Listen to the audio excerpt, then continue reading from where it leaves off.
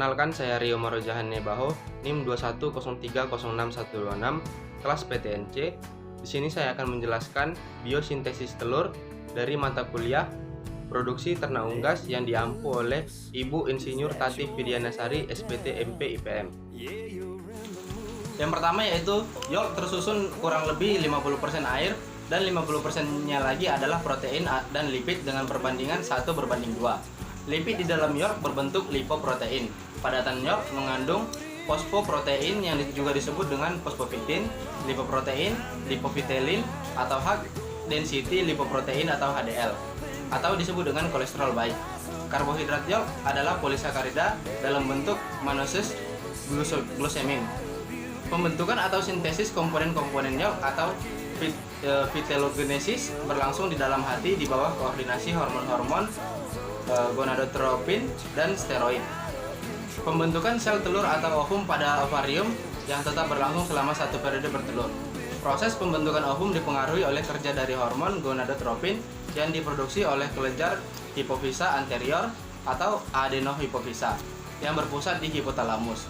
Hormon FSH atau follicle stimulating hormone yang diproduksi oleh kelenjar adenohipofisa ini berperan dalam merangsang pembentukan ovum-ovum yang masak atau folikel.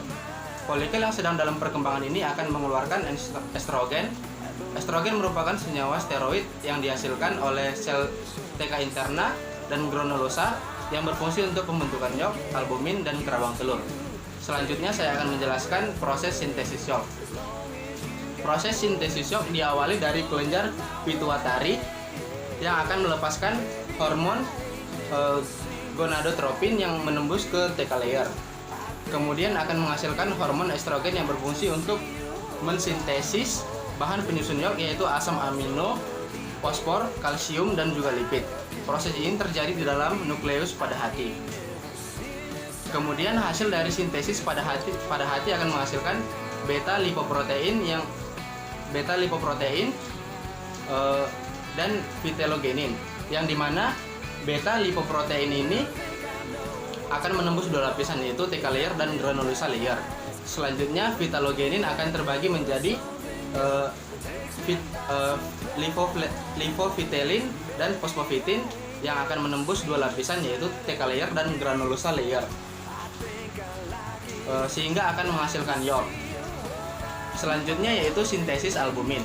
Protein albumin terdiri dari ovalbumin 54%, ovotransferin atau konalbumin 13%, ovomusin 11%, ovoglobin 8%, lisosim 3,5%, ovomusin 1,5-3%.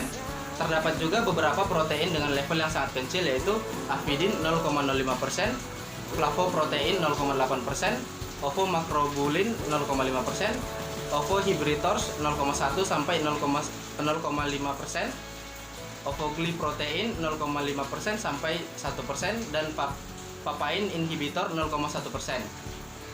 Hormon-hormon steroid memiliki peran penting dalam sintesa protein pada oviduk albumin. Pada oviduk albumin disekresikan di magnum yang merupakan bagian dari oviduk. Sintesis albumin terjadi pada magnum. Albumin akan disekresikan dan dikontrol oleh hormon estrogen yang larut di dalam lemak. Molekul estrogen ini akan melewati membran sel dan diikat oleh reseptor estrogen. Kompleks estrogen dan reseptornya tidak aktif maka menjadi 5S. Kemudian masuk ke dalam nukleus dan berinteraksi dengan kromosom yang menyebabkan gen terbentuk menjadi mRNA.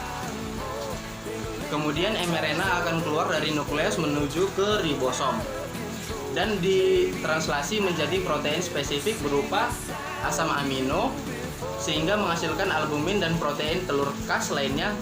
Proses ini berlangsung selama 3 jam.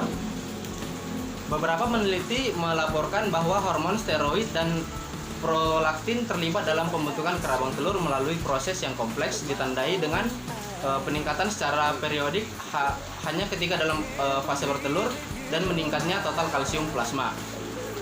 Kalsium binding protein atau kalsium BP telah diidentifikasi dari kelenjar kerabang dan diketahui bertindak sebagai transport kalsium. Sintesis kalsium BP oleh kelenjar kerabang dikontrol oleh kehadiran vitamin D3 dan hormon steroid, estrogen dan progesteron.